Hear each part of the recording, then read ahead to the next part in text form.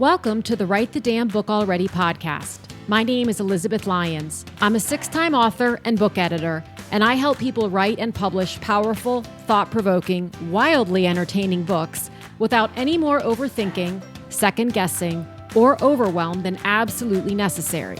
Because let's face it, some overthinking, second-guessing, and overwhelm is going to come with the territory if you're anything like me. I believe that story and shared perspective are two of the most potent ways we connect with one another, and that your story, perspective, and insights are destined to become someone else's favorite resource or pastime. For more book writing and publishing tips and solutions, and plenty of free and low-cost resources, visit publishaprofitablebook.com. And for recommendations of fabulous books you've possibly never heard of, book writing inspiration, and the occasional meme so relatable you'll wonder if it was created with you in mind, follow me on Instagram at Elizabeth Lyons Author.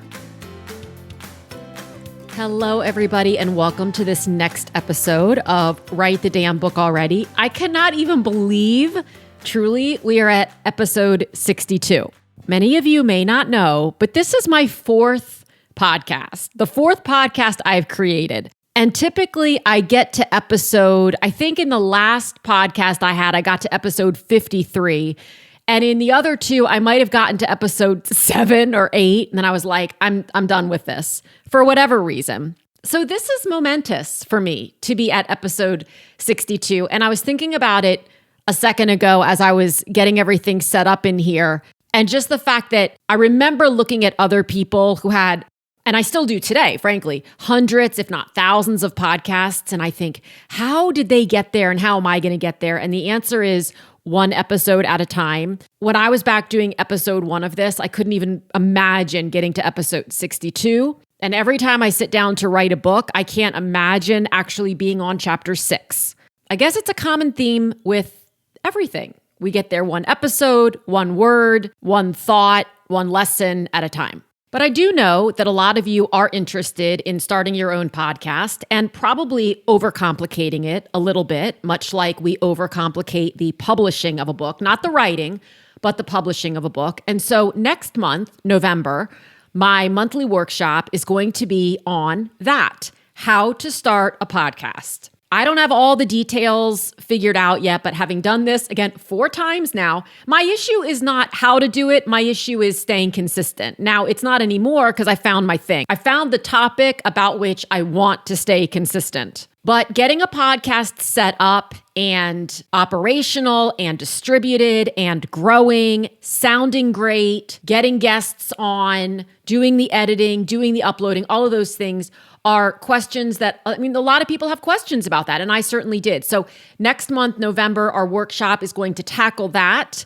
If you are interested in making sure that you know when that workshop is, send me a DM on Instagram at Elizabeth Lyons Author or email me, elizabeth@elizabethlyons.com, and just say, I want in on that workshop, and I'll make sure that I let you know when the sign up is available. And if I haven't mentioned it before, all of the workshop replays are available on publishaprofitablebook.com/work-with-Elizabeth. My workshops are pay what you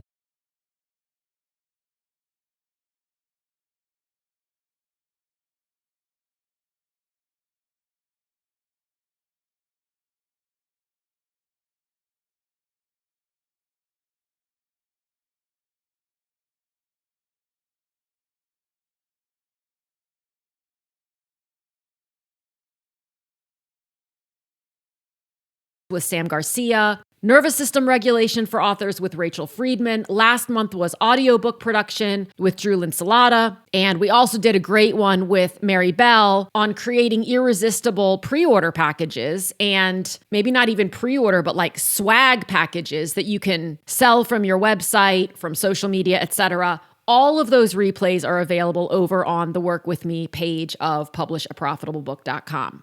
I know I probably need to stop starting episodes in the following way, but this interview was so fun. And the only reason I need to stop introducing them that way is because they all are. So it should just be a given at this point that it's going to be a great episode. It will not ever stop being amazing to me that I can discover an author or hear about an author, discover them for me, read their book, fall completely in love, ask them to come on the podcast. They'll actually agree. And then we'll have a conversation and it will feel like I've known them forever. Like I want to go on vacation with them next week. And I'm always afraid to ask because I don't want to appear overeager. But one thing that has absolutely surprised me about doing this podcast is that the reason I wanted to do it was because I was hopeful that authors would be willing to really open up and shed light and be transparent about what it really takes to write a book.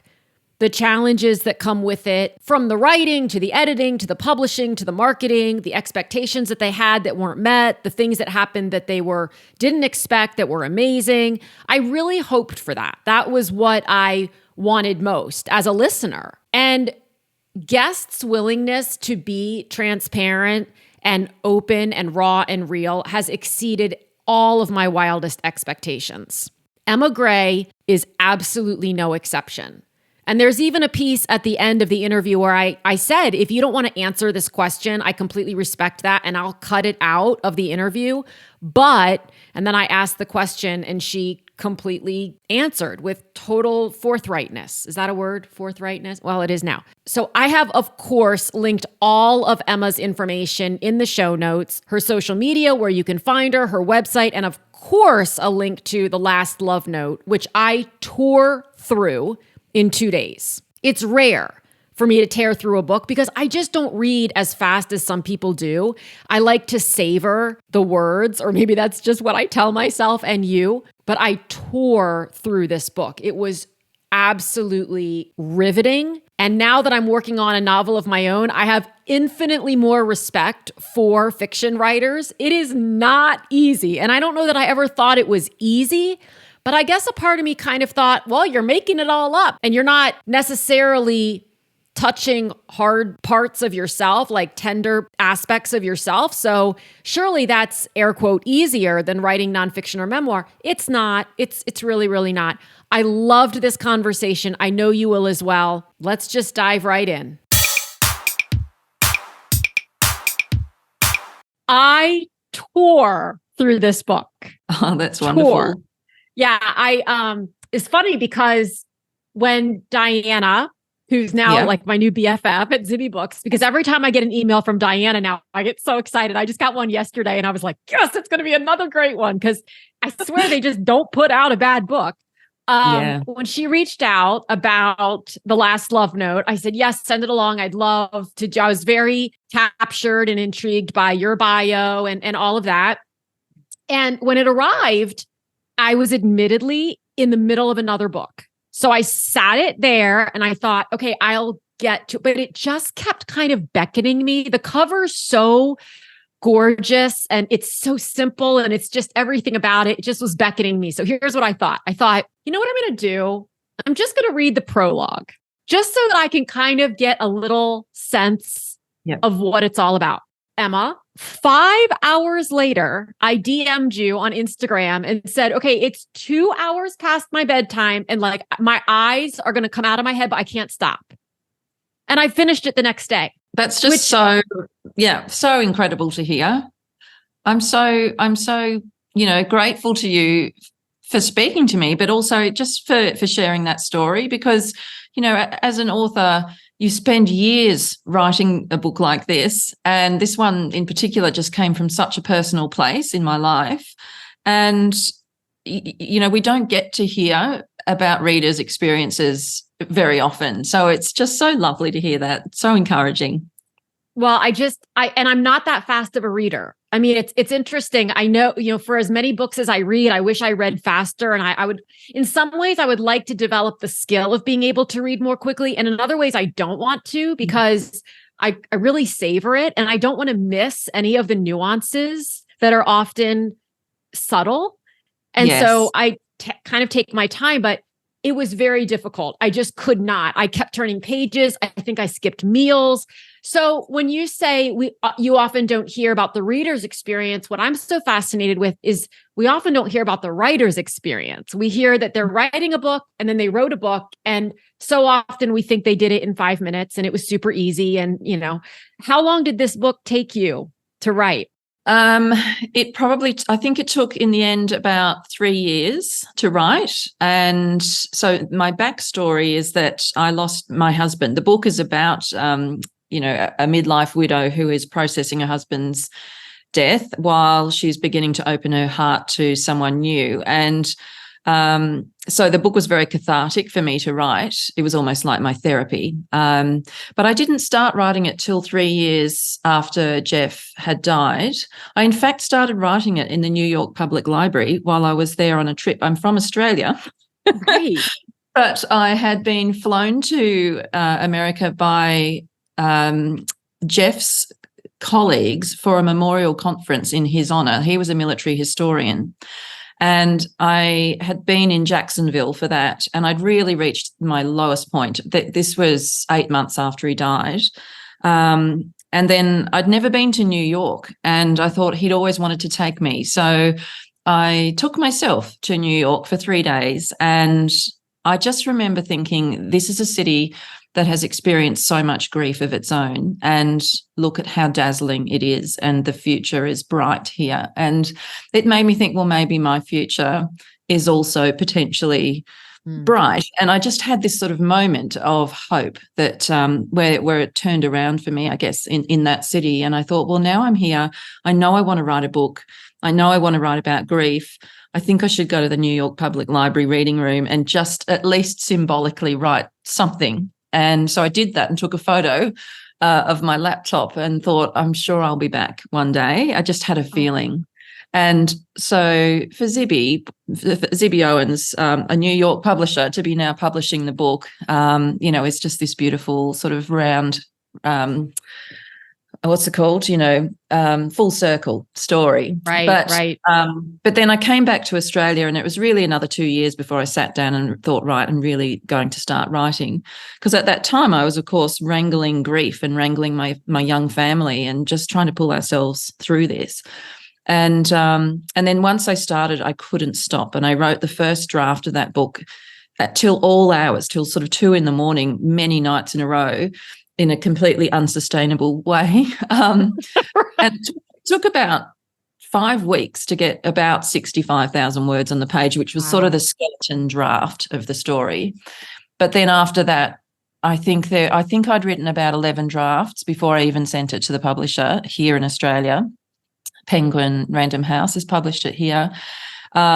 So there was a huge amount of extra work that went into to the book after that. So, it ended up at about 90,000 words. So there's a lot of extra work. And in fact, at one point in the editing process, I remember I cut out something like 30,000 words and rewrote another 40,000. So there's a huge amount of work that goes into writing any book. And I think that first draft is really important. My agent says to me, just race to the end of the first draft so that you know that you've got a story, Right. if you're not a plotter, and I'm not a plotter. So for me, it was important for me to race to the end and know that I had something to work with. And then I just worked super hard on it for another 3 years, and here we are. And here we are. So I have so many questions. What was your process within those 11 drafts, right? So you get out those 65,000 words, the skeleton. I love you that you use that term, because I call it a skeleton a lot as well, for people who, like myself, get really mired in detail. And Yes. I liken it to layers. And I think, you can put layer upon layer. I think it was Megan Tatey, who's also a Zibby author, who I was speaking with, and she was talking about layers and layers and layers. And it's just like you can keep adding in. How did you determine after, let's say, draft number 1, where to go from there? Exactly. Working with someone?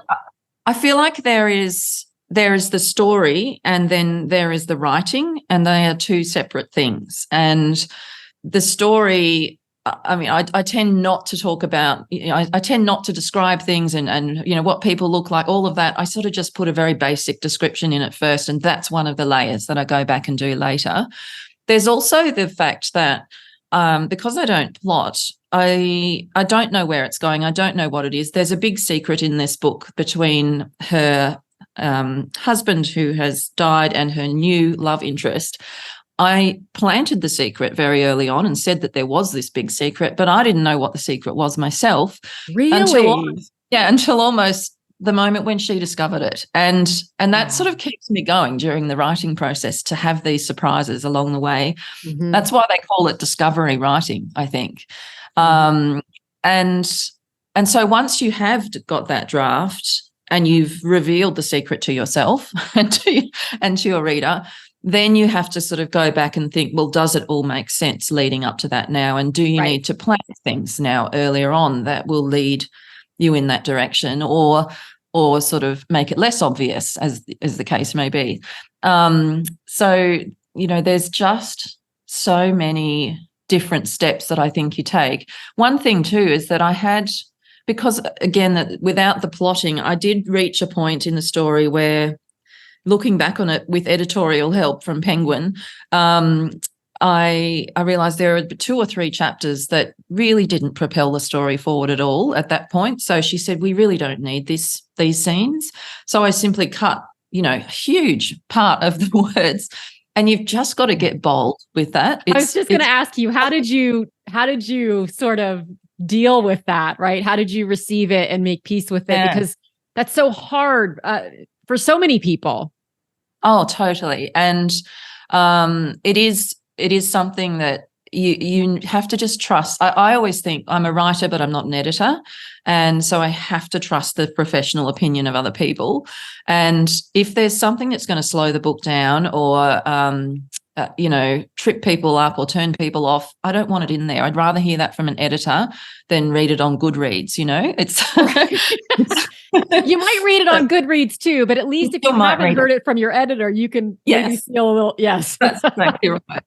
And then actually this funny story was that the night before the big rewrite sort of was due in, I was very sick with COVID and I was feverish.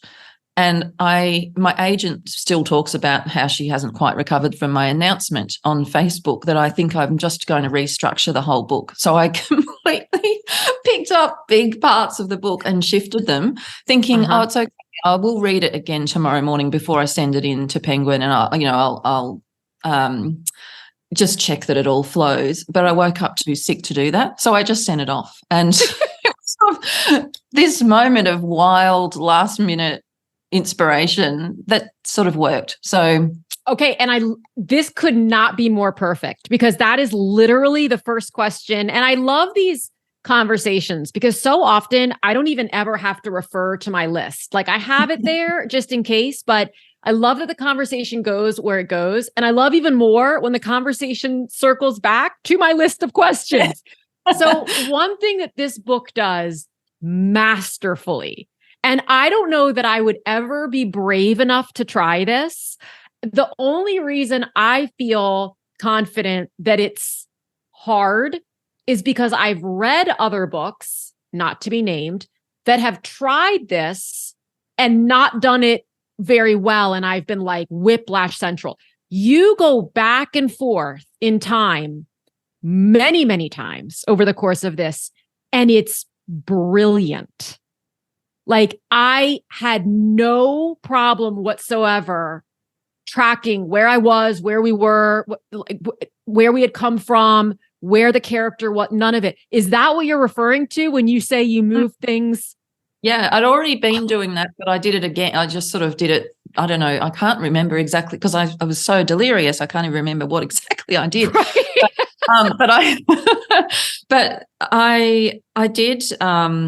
I did enjoy writing it like that because I think that is while we do in real life progress in a linear fashion through our lives, in our minds, we are constantly harking back to memories that we had or things that happened before, and we're thinking forward into the future. And, we might live in a linear fashion, but our minds are living in a more all over the place way. Right. And certainly when somebody's gone through something like Kate and like I've gone through with the loss of a husband, you can't help but be thinking back on your relationship, and that's all part of grief. So I wanted it to sort of echo reality in that way. But with the first draft, the skeleton, was it linear? No, well, I've got this little team of readers that are called the alpha readers, and they're the ones that I can't. You wouldn't believe me if I showed you. Like literally, I don't know if you can read this, but this is about your timeline, and this is about the alpha reader. I swear to you, I cannot make this up. Continue.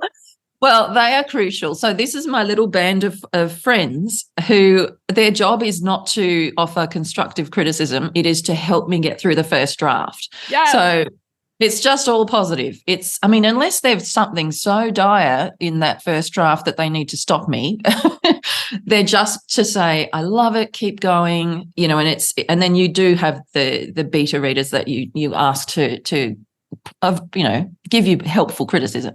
So it was one of the alpha readers who had reading it as we're going through. I just send a chapter at a time as I wrote it, rough as anything, really rough. And she remains the first person I send a lot of things to, my friend Kat. And I got to a certain point and she said, "Oh, are you going to flash back now to that scene?" And I hadn't actually thought of doing it. So it's her. She started this off. Okay. And it made perfect sense to do it that way. This is a fascinating topic for me because I've always written nonfiction. So all of my books are nonfiction. I'm working on my first novel right now, and I might as well have never written a book in my whole life because I feel like a fish out of not only water, but just the world. I feel like I've left the planet. And this concept of alpha readers, I have a friend, Mary Bell, whose first novel came out in May. She was the first person from whom I heard the concept alpha readers. And she said the very similar. She's like, these are the people who just say, it's awesome.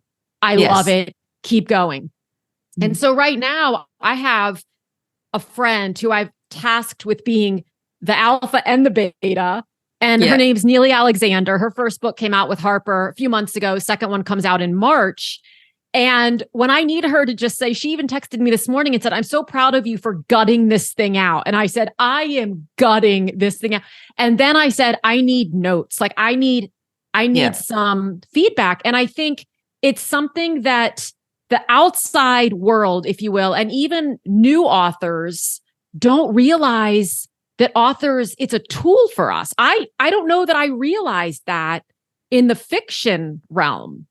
Yes. Yeah, it's interesting, isn't it? And my sister is an interesting one too, because she would never be an alpha reader because she loves me more than anyone else. And she said to me, "Look, I will not let you send out into the world something that I don't think is good enough. So I'm too terrified to ever show her an early draft."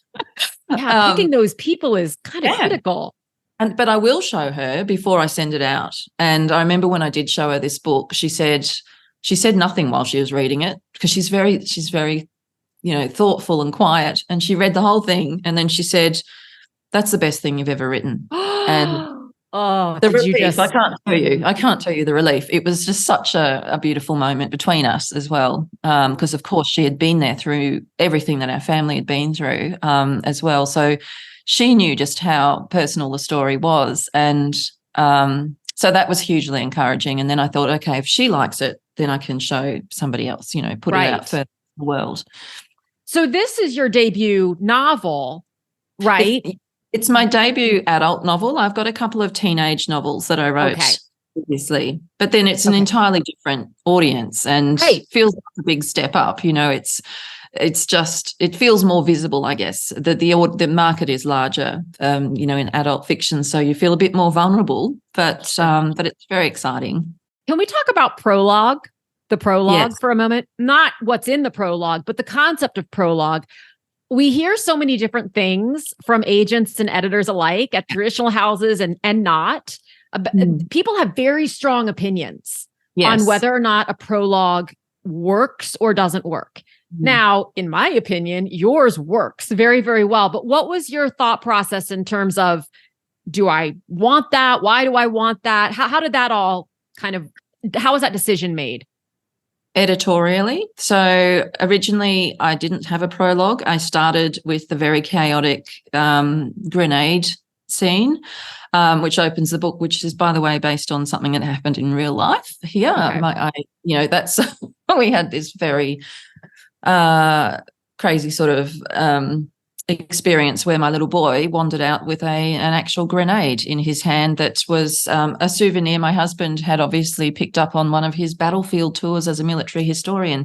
Anyway, when that happened, it was all sort of very full on, and we had the bomb squad to our house and all this sort of stuff. And I remember thinking then, that has got to be the opening scene of a novel one day. It was just perfect. I could not make this up if I... I know, exactly. Right. And so I had started with that, which is much more of a light, funny, scene with and two of the potential romantic interests appear in this scene, and it was all, quite rom-com-ish and Bridget Jonesy and all that sort of stuff. But then Ali Watts, who is my publisher here, said to me, she'd read the book, and she said, later in the book there are these very deep, very emotional grief scenes, and she said, I just feel like what we want is for the readers to be sort of grounded in that grief right at the start. So whether that's a prologue or a different first chapter, could you write something? So I sat down and thought, right, well, I'll make it sort of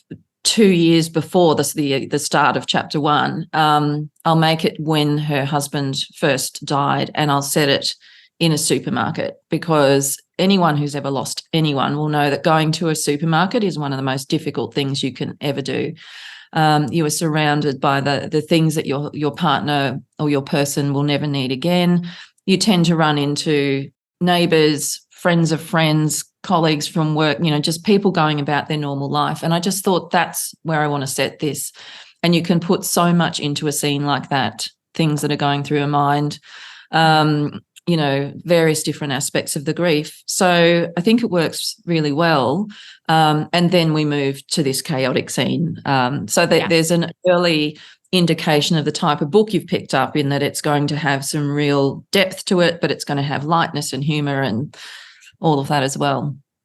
Do you think that the decision on whether or not to make it a prologue or the first chapter, especially, I could understand if you were more linear, that it wouldn't have made sense to be a first chapter, because there would have been a big jump, like a big leap. It would have felt like you were going backwards in time. But do you feel like, given the way you wrote it, you just have to make a decision and go with it? Did you ever wrestle with, do I make it a prologue? No, do I make it a chapter 1? What do I do? Yeah, I didn't. I feel like I'd already written the rest of it. So this was an extra thing in my mind. It was an extra part. So then it made sense for it to be a prologue. And, I'm a bit up in the air with prologues as well. When I read books, I think, I don't know. I mean, there's almost a temptation not to read the prologue sometimes, even though that makes no sense. But, it feels a bit like that sometimes, doesn't it? Right. Sometimes I have a fear that it's going to foreshadow too much. I always read it, but I do it with a little bit of hesitation. I don't know.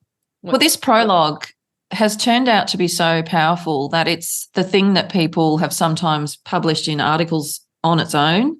Yes.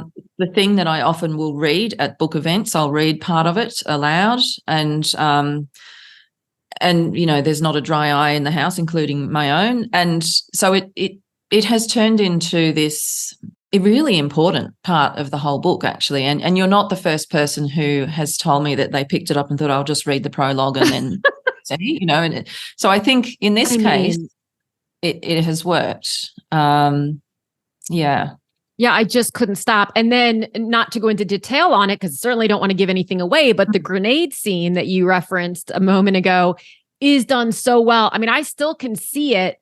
It's probably been 3 or 4 weeks since I finished reading the book, and I can still see it as though it's on the screen. Playing out in my own mind's eye. It was just so good. And the pacing was just, for lack of a better word, perfect. Oh, that's so great. Remarkable. Because that's the worry when you're writing. That is a worry, is it too fast or too slow? Are there any parts of the book that readers are going to get to and want to skip over? That's always on your mind when you're writing. And I feel as though I like to write in a way that is easy to read, and I think that's sort of hard. It's hard to write easy reading. I started that when I wrote my first teenage novel, which I wrote for my daughter, who was then 14 and hated reading, but she loved Harry Styles. So I wrote a book about a boy band and a girl, and I remember specifically writing shorter chapters, cliffhanger endings, not as much description, a lot of pacey dialogue and action. And I realised that teenagers, but also adults now, I think to some extent, have scattered attention spans. And, if I can't be gripped in the opening couple of pages of a book, I find it really hard to continue. Yes. So it's important for me, this pacing, to get that right, but not in such a way that it's completely head spinning. You do need to be able to slow it down at certain points and let people really dwell in the emotion of a scene that really matters, that's really deep. And in a way where they don't even realize they're doing it. Yeah. Yes. Right. What was that? I don't want to lead you with but what I wanted to ask was kind of what was the most challenging aspect, besides the obvious, of writing this one, and how did you get to a point where you felt this is good enough? Because that's something I love to ask people, because I think it's such a common thing to go, is it ready? Like, is it ready to try to query? Did you use the same agent? Did you have a relationship with okay, so you had that relationship. Well, for people who don't, they're like, is it time to query? Is it good enough to query? Is it, how do you navigate that? It's so hard because we are so close to our books that we can't see the wood for the trees. We don't know if it's any good. You start to doubt yourself all over the place. And I go through this with every new book. I just sent my next book off to both the publishers, Zibby Books and Penguin here. And, I'm sitting here thinking, I don't know, is it any good? It's you're on tenterhooks. And the problem when will that one be out? So I can just mark off. Oh, yeah, next year, probably August, September. All right, I'll just mark off 2 days because that's all I need, apparently. And I think the thing is, you do need to draw a line, because there's a point where you've gone as far as you can go as an author with your brain and your story without external help. And you're not sending that book to 1,000 different publishers and blowing your chances all in one. You need some feedback, whether it's from an agent or a publisher or an editor or other readers, whoever it is you're choosing to show it to. At some point, you have to let it go. And then the process then becomes an exercise in letting go the whole way through, because you're handing it over to the next step in the process. It may be an editor who then will change it. There will be changes. And it's about being able to accept that advice and work with them to make the best possible book that you can. Right. With one of the teenage novels, I then co-wrote a musical with one of my high school best friends who's a composer. And so then it became an exercise in taking that letting go a step further. I had to give the book to her, and she had her interpretation as the composer. Then we handed it to a director of a high school. It was a high school story. And we had to hand it over again, and then she handed it to the actors. And so every new step, I'm moving backwards, really, and letting other people have their interpretation of a story. Right. And I think the earlier writers can embrace this mentality of this is a joint effort with a team of people. Yes. The better the book will be. That's completely been my experience so far with Neely, working with Neely as my person. She's probably just thrilled that she's been designated this. But, when she gives me notes on a chapter, I don't find myself feeling nervous. I'm so curious about, because I know she's going to come with a perspective that is going to make it better. Yes. I just know that. Yeah, that's it. And, we just have to find some courage for that. Yes. Because, as we said before, it's so much better to get this advice early and get it now, and not be getting it, after you've sent it to a publisher or after it's come out and somebody's, and the whole world is looking at it. And I think that's one of the hardest things, actually. I remember being really quite anxious in the lead up to the Australian release of this book just worrying about how will readers receive it, both the writing but also the portrayal of grief in the story, and being quite sort of concerned, what if they criticise the grief when so much of that came from me and from my own experience? Thankfully, that didn't eventuate that fear. But there's such a huge amount of vulnerability as writers. You know, I don't think there's any other profession I can think of where you spend so much time crafting something out of your own head and your own heart, and then you put it out in the world and invite the entire world to weigh in on it and criticize it. It's just a massive exercise in courage. And that's the case at every little step along the way. I think it's an aspect of being creative that not only do people not fully understand, but creatives don't fully understand that it's going to happen. So many, I'm a person who I would love to just sit in my office and write all day and then remove myself from the rest of it. And it's not because I don't want to be involved in people's thoughts or comments. It's like putting your heart outside of yourself and saying, hey, is my heart pretty? Like, do you like it? And so as a recovering people pleaser, and so many of us are, that is an exercise in learning to be okay, even if they aren't okay. And so I think anytime you're expressing yourself, whether you're painting or writing or I don't know, maybe writing song lyrics or something, and it's coming from your experience, for other people to potentially say, that sucks, is not, that's not the part fun. I signed up for. But we have to think, you know, the other side of this is that so many people keep stories within them that should be shared and that will make a difference, and that will be the thing that somebody reads that makes all the difference in their understanding of life or their own experience. And I think, you know, I hate to imagine how many manuscripts are in the bottom drawer of somebody's desk because they're too scared to put it out there. I literally, maybe not literally, but I think I've literally lost some sleep over that, because so many of the people with whom I talk get so excited about their idea. And in most cases, they're either writing, in my world, they're writing nonfiction because they want to help guide someone toward a goal that they have reached, or memoir because they want to share their story. They want to affect social change. They want people to understand something from a different viewpoint, a different lens. And they're so excited from the beginning because it's like, that's their soul saying, yes, go do this. And then their brain takes over. Yeah. And 2 years later, I inquire, how's that book coming? And they say, oh, I just haven't gotten to it yet. And I understand completely. Oh, totally, There's so much, you do need so much courage. You do. And the fact is that we have in our minds when we start a book, any type of book, we have a standard in mind that we want to reach. And the reality is that the first draft is going to be a mess. Horrific. The sentences are going to be awful. And well, not awful, but they'll be light on, or it's clunky. It's awkward. You look at it and go, and even after you've had a book published or several books published, you start a new book and you look at the first draft of the first chapter and you just think, oh, I seem to have forgotten how to write.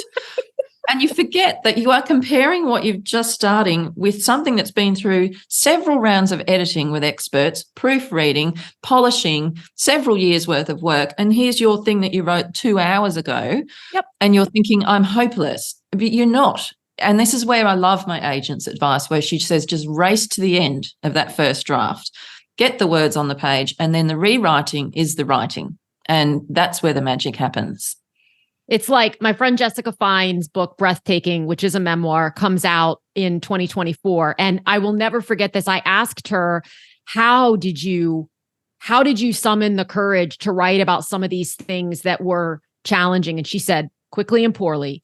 And now so many of my authors have the phrase quickly and poorly on a sticky note on their laptop, because I'm going to do that too. Right? I'm telling you, she started a whole movement. It's like quickly and poorly. I wish, and I've said this before, so for anyone who's listened to another episode, you're hearing it again. I wish that we could see the first draft of any chapter. Yeah. Like who can I create actually, that situation? well, I actually think that there would be an amazing book in an anthology of the first drafts, first Right. chapters of famous books that we have, because I just think that would be the most useful contribution to writers' headspace around the world that we could come up with. I think it would be extraordinary Yes. if people were brave enough to offer up their first draft. But it really, really would make such a difference, because we are comparing ourselves to the shiny finished product on the bookshelves. Right. And we're forgetting all the work that went in the middle. It's the Right. same with rejections. I've actually got a chart on my kitchen wall. That whole concept of chasing 100 rejections a year. It's not my idea, but it was this theory that if you are aiming to be rejected 100 times in a year, something will happen, because you'll have put it out so many times that something will stick. So I've got this chart on my kitchen wall. I get my kids to write my rejections up on it, and I think that's another useful message, that we need to embrace failure as a part of this whole process. And if it happens once or 20 times or more, that's just par for the course, and that's what happens to writers. It's just how it is. And so that's another thing. So it's pushing through that mess of the first draft, but also it's about being able to learn to cope with feedback, failure, obstacles along the way. Yes.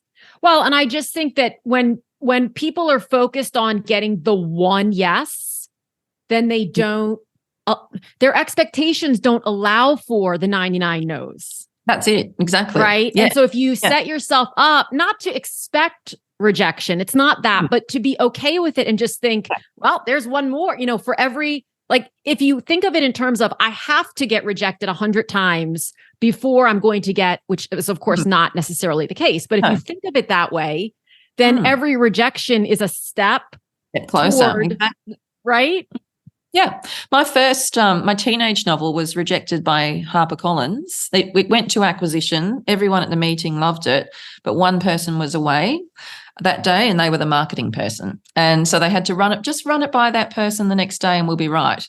Well, of course, that marketing person looked at it in the corridor of the offices and said, oh, I don't know, I'm not sure. And so that was it. It was just cancelled. And then it was rejected 17 times after that. And then out of the blue, HarperCollins came back 2 years later and said, we've got a new marketing manager.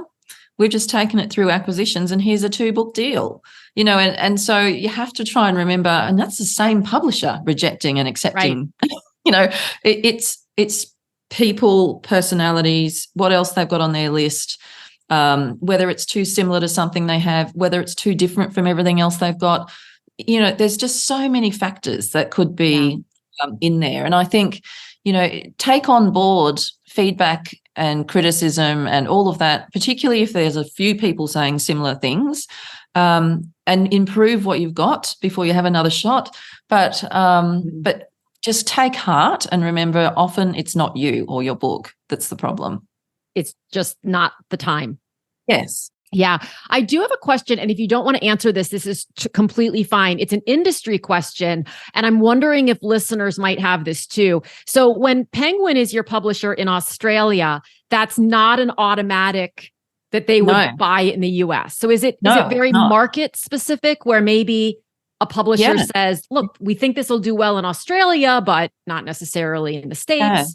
Yeah, and I think that they are sort of almost two different businesses. So just because a publisher has offices in one country doesn't mean they automatically sort of operate as one big thing around the world. But the magical thing that happened with Zibby was that my agent had wanted to get me onto Zibby's podcast, Mums Don't Have Time to Read Books, thinking, this would be a great thing to chat about, this story. And then so she sent her a PDF, I think almost in Instagram messages or something. They had this little, and Zibby read it, and she'd started her publishing house. She didn't have any overseas acquisitions at that point, and she was flying into New York reading the manuscript, and said that she got to the scene in the book that's set in New York, and she looked out the window and saw New York and felt like she was in some sort of fairy tale herself. And that whole I think that was Friday. We sent it to her. By the Wednesday, she had offered the publishing deal. It was just this lightning fast. That was the fairy tale that we love to imagine. But certainly, the years that have followed, that have preceded that in my writing career have been, more typical of the usual kind of submission, rejection roundabout that you go through. It was just magical, and Penguin here is absolutely thrilled to have Zibby in the US on board. I mean, what about Zibby is not magical? That's the question. She's just the most extraordinary, just big thinking, dream making person. Yeah. And just generous. Oh, yes. And I mean, I've said, someone asked me last week, she blurbed my last book, Write the Damn Book Already, for the front cover. And somebody in one of my groups said, how did you get her to do that? And I said, now hang on, because I should probably charge like $1 billion to tell you the answer to this question. It's a very detailed strategy, and it's really under lock and key, but here it is. I just asked. Yes. And this girl sat there and just looked at me like waiting for the other shoe or something. I said, truly, I sent her a DM. Now, we had a few conversations, Zibby and I, before that via DM, but the bottom line is from the first DM I sent her, she responded within 60 minutes. I mean, she's just a dynamo. Lovely, lovely human being. And I really, she had a photo of herself at a bookseller's fair somewhere in the last few days with my upcoming book sitting there on the table. And I thought, I'm seeing the publisher herself working so hard. I think if Zibby could personally knock on the door of every single American household with a copy of the books, she would. She would. She works harder than anyone I know, and she deserves all of her success. She's really incredible, and it's just, I feel like we're kindred spirits. It's like we've become friends. We haven't even met in person yet, but we'll be meeting because I'm coming over for a tour, and I'm so excited to meet her and just to absorb some of her enthusiasm and excitement and this sense of possibility that she just can't help but share with all of us. Well, and one of the things I so admire about her is not just her commitment to her own authors, but her relentless championship of books, period. So Absolutely. You're not going to find, in my experience, the publisher at any of the big five championing a book that another publisher has put out. But Zibby, if Zibby reads a good book, Zibby is more than happy to let the whole world know about it. Oh, and yes. Absolutely. I just think she's truly one of a kind. I mean, obviously that, we all are, but I mean, she's just remarkable. Last question. What are you reading right now? Well, it's been one of those, the last little while I've been having to read my own manuscript of my new book, which has been like taking me away from reading, which has been a real pain. But a couple of Australian authors, Karen Main is one to watch in the US. She's got a 3-book deal with St. Martin's, I think, in the US. Her book will be coming out next year. It's called Lenny Marks Gets Away with Murder. It's fabulous, and you're all going to love it. So that would be one that I would highly recommend. Okay. We've also got it. If I'm going to be championing Australian authors, Sally Hepworth's new book, Darling Girls, has just come out as well. Darling Girls. I mean, there just aren't enough hours in the day. No, I know. Or shelves in my home. Sometimes get quite stressed by that thought that life is going to be too short to read everything we want to read. I do too. I was just saying that last week to Alex Strauss. I said there are just not enough hours in the day. I mean, I could read all day, every day until I was 200, and I still wouldn't have read everything that I think could have changed my life. That's it. That's it. That's where your idea of savoring a book is important. You've just got to savor the one you are reading. Yes, it's an experience. It truly is. Thank you so much for finding a time that worked across the ocean and sharing your perspective and your experience. I cannot wait to champion this book myself to all 7 people who pay attention to me. I just absolutely love it. Oh, thank you. I'm so appreciative. I just feel welcome already in the States. I can't wait to get over there and start talking to people in person. Yes, I can't wait for you to either. So I'll try to I'll like stalk a little bit what your touring schedule is and see if, because that would be worth me getting on a plane for. And I don't get on a plane for very much. So.